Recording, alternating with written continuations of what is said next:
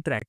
Gastrointestinal tract mouth से चालू होता है एंड एनस पर आकर खत्म होता है। गैस्ट्रोइंटेस्टिनल ट्रैक्ट के अंदर oesophagus, stomach, small intestine, large intestine and rectum present होते हैं। जितने भी ड्रग्स हम इस चैप्टर में पढ़ने वाले हैं, जैसे कि anti ulcer drugs, anti emetics, laxative and purgatives and anti diarrhoeal drugs, ये सब के सब ड्रग्स इसी गैस्ट्रोइंटेस्टिनल ट्रैक्ट पर आकर अपना एक्शन दिखाते हैं, जिसकी वजह से हमारे बॉडी के अंदर ulcer, vomiting, nausea, diarrhoea and constipation reduce हो जाता है और खत्म हो जाता है। नेक्स्ट हम ये समझ लेते हैं कि हमारे स्टमक एंड इंटेस्टाइन के अंदर अल्सर का फॉर्मेशन होता किस वजह से है।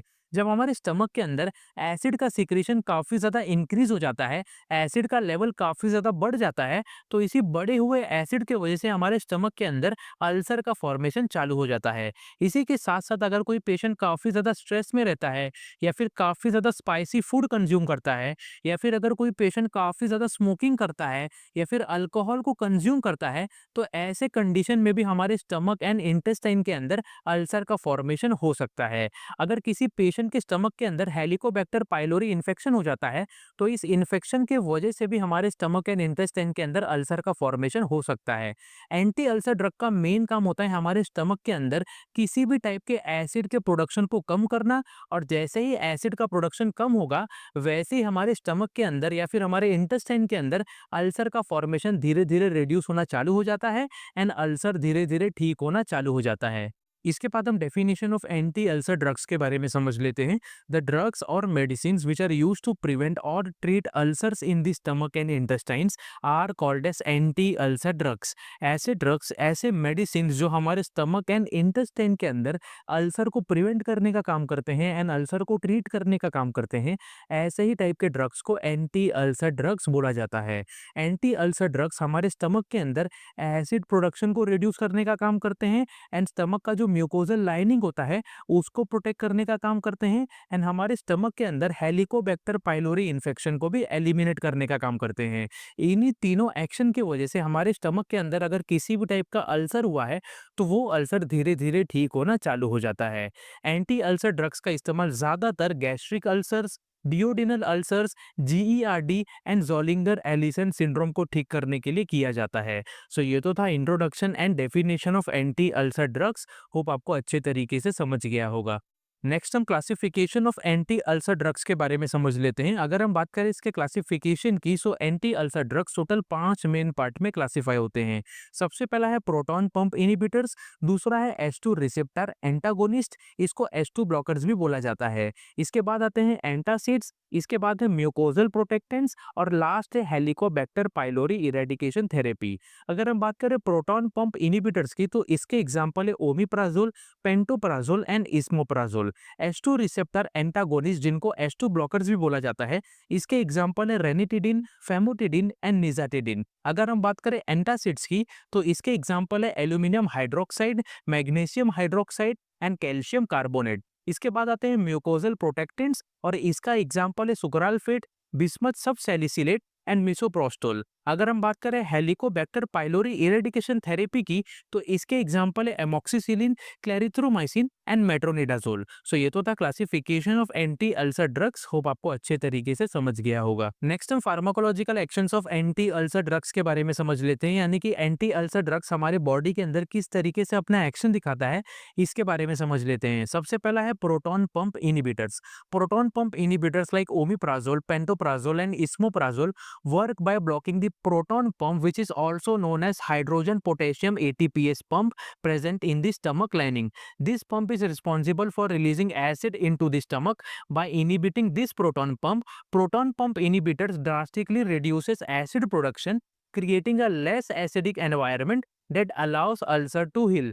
These drugs are highly effective in treating conditions like gastric ulcers, duodenal ulcers and gastroesophageal reflux disease. हमारे स्टमक के अंदर जो लाइनिंग आपको दिख रहा है, इस लाइनिंग के अंदर एक पंप प्रेजेंट होता है, और ये पंप का नाम है प्रोटॉन पंप। इस प्रोटॉन पंप को हाइड्रोजन पोटेशियम एटीपीएस पंप भी बोला जाता है। यही पंप हमारे स्टमक के अंदर हाइड्रोक्लोरिक एसिड को प्रोड्यूस करता है, जिसकी वजह से हमारे स्टमक के अंदर खाना अच्छे तरीके से डाइजेस्ट होता है। प्रोटॉन पंप इनिबिटर जैसे कि ओमिप्राजोल, पेंटोप्राजोल एंड इस्मोप्राजोल इसी प्रोटॉन पंप को जाके इनिबिट करते हैं, ब्लॉक कर देते हैं। जैसे ही प्रोटॉन पंप ब्लॉक हो जाएगा, वैसे ही हमारे स्टमक के अंदर एसिड का लेवल काफ़ी ज़्यादा डिक्रीज हो जाता है, काफ़ी ज़्यादा कम हो जाता है। और जैसे ही एसिड का लेवल कम होगा, वैसे ही हमारे स्टमक के अंदर अल्सर धीरे-धीरे ठीक होना चालू हो जाता है, धीरे-धीरे हील होना चालू हो जाता है। इसी के साथ-साथ प्रोटॉन पंप इन्हिबिटर्स हमारे बॉडी के अंदर gastric ulcer, duodenal ulcers and gastroesophageal reflux disease को भी ठीक करने का काम करते हैं। नेक्स्ट है H2 receptor antagonist. When histamine binds to H2 receptors, it activates adenylate cyclase, which increases CAMP level inside the cell. This increased CAMP level activates protein kinase A, which stimulates proton pump to secrete acid into stomach. H2 blockers like ranitidine and famotidine blocks H2 receptors, preventing histamine from activating this pathway. As a result, the proton pump is not activated, leading to reduced acid secretion which help in the treatment of ulcer and acid related conditions. हमारे stomach का जो lining है, इस lining के अंदर H2 receptors present होते हैं। H2 receptors के ऊपर जैसे ही हिस्टामिन आकर बाइंड होता है, वैसे ही हमारे स्टमक के जो सेल्स होते हैं, उनके अंदर एडिनिलेट साइक्लेस एक्टिवेट हो जाता है। और एडिनिलेट साइक्लेस एक्टिवेट होने की वजह से हमारे स्टमक सेल्स के अंदर CAMP का लेवल धीरे-धीरे इंक्रीज होना चालू हो जाता है।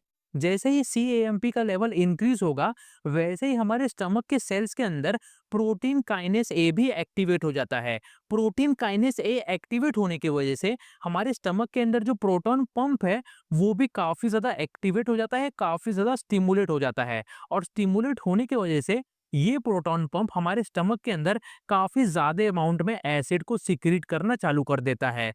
H2 रिसेप्टर एंटागोनिस्ट या फिर H2 ब्लॉकर जैसे कि रेनिटिडिन एंड फेमोटिडिन इसी H2 रिसेप्टर्स को ब्लॉक कर देते हैं। जैसे ही H2 रिसेप्टर्स ब्लॉक होंगे, वैसे ही आगे का जितना भी स्टेप्स हमने देखा, ये सब के सब धीरे-धीरे ब्लॉक होना चालू हो जाते हैं और हमारे स्टमक के अंदर एसिड का सिक्रीशन काफ़ी ज़्यादा डिक्रीज़ हो जाता है, काफ़ी ज़्यादा कम हो जाता है। और एसिड का लेवल जैसे ही कम होगा हमारे स्टमक के अंदर, वैसे ही जो अल्सर है, वो धीरे-धीरे हील होना चालू होता है, धीरे-धीरे ठीक होना चालू हो जाता है।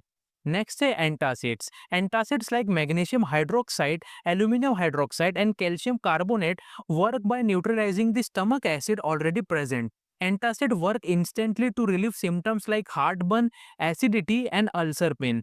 These drug may cause side effect like diarrhea or constipations. Antacids like magnesium hydroxide, aluminium hydroxide and calcium carbonate हमारे स्टमक के अंदर जो एसिड प्रेजेंट है, उस एसिड को न्यूट्रलाइज करने का काम करते हैं। यानी कि ये ड्रग्स हमारे स्टमक के अंदर जो एसिड होता है, उसके एक्शन को खत्म करने का काम करते हैं। जैसे ही एसिड का एक्शन खत्म होगा, वैसे ही हमारे स्टमक के अंदर जो अल्सर प्रेजेंट है, वो भी धीरे-धीरे ठीक होना चालू हो जाता है। एंटासिड्स हमारे स्टमक के अंदर या हमारे बॉडी के अंदर heartburn, acidity and ulcer pain को ठीक करने का काम करते हैं। इसी के साथ-साथ एंटासिड्स हमारे बॉडी के अंदर डायरिया या फिर कॉन्स्टिपेशन कंडीशन को भी प्रोड्यूस कर सकते हैं। नेक्स्ट है mucosal protectants. Mucosal protectants like sucralfate and bismuth subsalicylate help by forming a protective layer over the ulcer surface. By this action, the stomach ulcer get protected from acid damage, allowing it to heal faster. Mucosal protectant जैसे कि sucralfate and bismuth सबसैलिसिलेट हमारे stomach के अंदर जो ulcer form हो चुका है, इस अल्सर के ऊपर एक प्रोटेक्टिव लेयर बना लेते हैं, प्रोटेक्टिव लेयर फॉर्म कर लेते हैं। इसी प्रोटेक्टिव लेयर के वजह से ये जो अल्सर है और ज़्यादा डैमेज नहीं हो पाता एसिड से, और विद इन टाइम ये जो अल्सर है धीरे-धीरे ठीक होना चालू हो जाता है। नेक्स्ट है helicobacter pylori eradication therapy. Antibiotics like amoxicillin, clarithromycin kill helicobacter pylori by this the stomach ulcer decreases. Antibiotic जैसे कि अमोक्सिसिलिन एंड क्लेरिथ्रोमाइसिन हमारे स्टमक के अंदर हेलिकोबैक्टर पाइलोरी बैक्टीरिया को किल करने का काम करते हैं, खत्म करने का काम करते हैं। और जैसे ही हेलिकोबैक्टर पाइलोरी का लेवल डिक्रीज होगा, वैसे ही हमारे स्टमक के अंदर जो अल्सर है, वो भी धीरे-धीरे ठीक होना चालू हो जाता है, धीरे-धीरे डिक्रीज होना चालू हो जाता है। सो ये तो था pharmacological actions of anti ulcer drugs. Hope आपको अच्छे तरीके से समझ गया होगा। नेक्स्ट हम doses of anti ulcer drugs के बारे में समझ लेते हैं, यानी कि एंटी अल्सर ड्रग्स का नॉर्मल डोज कितना है एंड डॉक्टर्स इसको कितने अमाउंट पर प्रिस्क्राइब करते हैं, इसके बारे में समझ लेते हैं। सबसे पहला है ओमिप्राजोल। ओमिप्राजोल का नॉर्मल डोज है 20 मिलीग्राम से लेकर 40 मिलीग्राम और इसको ओरल रूट के जरिए डेली दिन में एक बार लिया जाता है। इसके बाद है पेंटोप्राजोल। पेंटोप्राजोल का नॉर्मल डोज है 40 मिलीग्राम और इसको भी ओरल रूट के जरिए डेली दिन में एक बार लिया जाता है। इसके बाद है रेनिटिडिन। रेनिटिडिन का नॉर्मल डोज है 150 मिलीग्राम, जिसको ओरल रूट के जरिए डेली दिन में 2 बार लिया जाता है। इसके बाद है फेमोटिडिन। फेमोटिडिन का नॉर्मल डोज है 20 मिलीग्राम और इसको भी ओरल रूट के जरिए डेली दिन में 2 बार लिया जाता है। इसके बाद है combination of aluminium hydroxide plus magnesium hydroxide. इसका नॉर्मल डोज है 10 ml से लेकर 30 ml, जिसको ओरल रूट के जरिए डेली दिन में एक बार लिया जाता है। लास्ट है सुकरालफेट। सुकरालफेट का नॉर्मल डोज है 1 ग्राम, जिसको ओरल रूट के जरिए डेली दिन में 4 बार लिया जाता है। सो ये तो था doses of anti ulcer drugs. Hope आपको अच्छे तरीके से समझ गया होगा। नेक्स्ट हम indications of anti ulcer drugs के बारे में समझ लेते हैं, यानी कि एंटी अल्सर ड्रग्स का यूजेस क्या क्या है एंड कौन कौन से डिजीज एंड कंडीशन को ठीक करने के लिए इनका इस्तेमाल किया जाता है, इसके बारे में समझ लेते हैं। Omeprazole is used in the treatment of gastric ulcers and duodenal ulcers. Omeprazole का इस्तेमाल gastric ulcers as well as duodenal ulcers को ठीक करने के लिए किया जाता है। Pantoprazole is used in the treatment of gastroesophageal reflux disease. Pantoprazole का इस्तेमाल गैस्ट्रोइसोफेगल रिफ्लक्स डिजीज यानी कि जीईआरडी को ठीक करने के लिए किया जाता है। Ranitidine is used in the treatment of peptic ulcers and Zollinger Ellison syndrome. Ranitidine का इस्तेमाल peptic ulcers as well as Zollinger Ellison syndrome को ठीक करने के लिए किया जाता है। Antacids like magnesium hydroxide are used in the treatment of heartburn. Heartburn को ठीक करने के लिए एंटासिड जैसे कि मैग्नीशियम हाइड्रोक्साइड का इस्तेमाल किया जाता है। Sucralfate is used in the treatment of stress ulcers and chronic gastritis. Chronic gastritis as well as stress ulcers को ठीक करने के लिए सुक्रालफेट का इस्तेमाल किया जाता है। Amoxicillin, clarithromycin, metronidazole are used in the treatment of H pylori associated peptic ulcers. जब हमारे स्टमक के अंदर एच पाइलोरी यानी कि हेलिकोबैक्टर पाइलोरी की वजह से पेप्टिक अल्सर्स हो जाता है, तो ऐसे टाइप के पेप्टिक अल्सर्स को ठीक करने के लिए amoxicillin, clarithromycin as well as metronidazole का इस्तेमाल किया जाता है। सो ये तो था indications of anti ulcer drugs. Hope आपको अच्छे तरीके से समझ गया होगा। नेक्स्ट हम contraindications of anti ulcer drugs के बारे में समझ लेते हैं, यानी कि कौन कौन से ऐसे डिजीज होते हैं, कौन कौन से ऐसे कंडीशंस होते हैं जिस दौरान एंटी अल्सर ड्रग्स का इस्तेमाल नहीं करना चाहिए। Anti ulcer drugs Contra indicated होते हैं।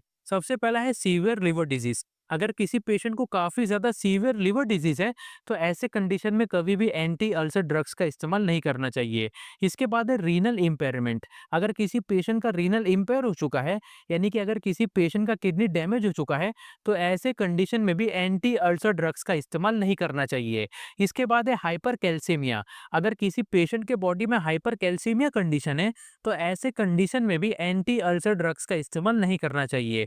लास्ट है एलर्जिक रिएक्शन और hypersensitivity reaction to anti ulcer drugs. अगर किसी पेशेंट को एलर्जिक रिएक्शन या फिर हाइपर सेंसिटिविटी रिएक्शन है, तो ऐसे कंडीशन में भी एंटी अल्सर ड्रग्स का इस्तेमाल नहीं करना चाहिए। सो ये तो था Contra indications of anti ulcer drugs. Hope आपको अच्छे तरीके से समझ गया होगा। सो यहाँ पर एंटी अल्सर ड्रग्स चैप्टर अच्छे तरीके से खत्म होता है।